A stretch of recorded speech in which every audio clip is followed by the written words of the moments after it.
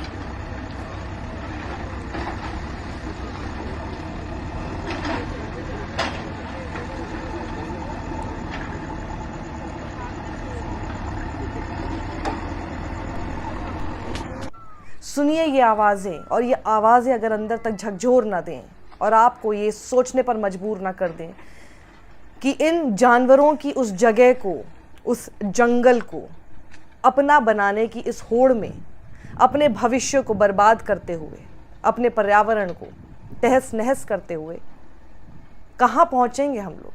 हमारे देश का युवा ये बात समझ रहा है, जो पिट रहा है, और इसीलिए पिट रहा है क्योंकि वो जंगलों को बचाना चाहता है। सब लोगों की आवाज़ इस तरह से उठ रही है कि इस डिसीजन को रिकंसिडर करना चाहिए। लेकिन तेलंगाना के मुख्यमंत्री रेवंत रेड्डी तो जो ये सवाल उठा रहे हैं और जो इस मुद्दे को उठा रहे हैं, उनको अपनी पुलिस द्वारा लाठियों से पीटने पर आ गए।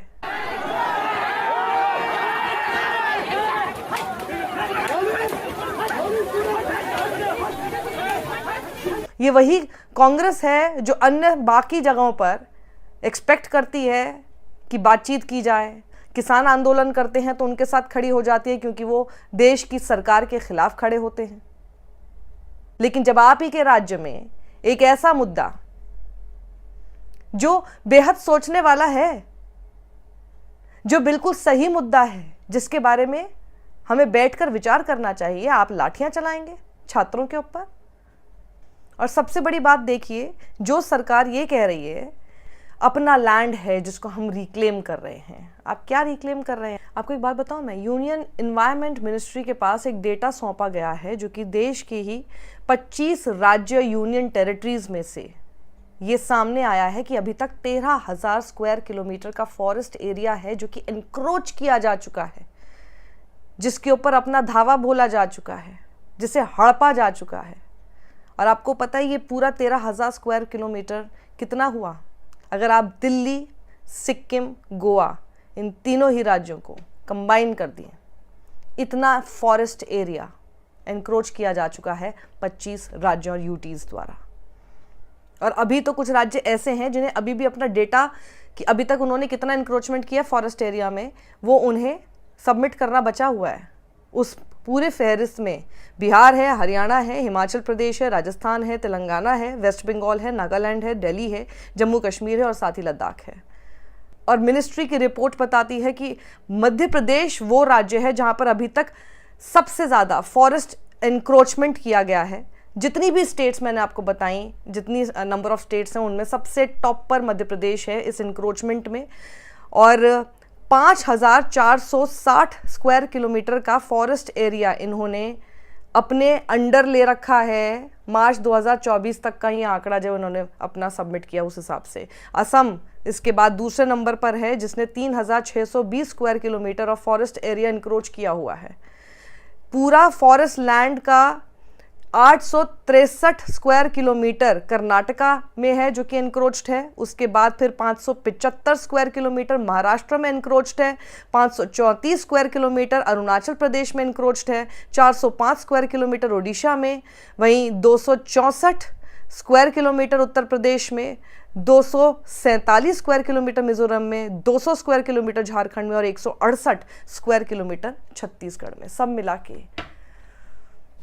13,000 स्क्वायर किलोमीटर ऐसा है जो दिल्ली, सिक्किम, गोवा तीनों ही राज्यों को अपने अंदर संभाले। इतना जंगल का एरिया अतिक्रमण कर रखा है हमने।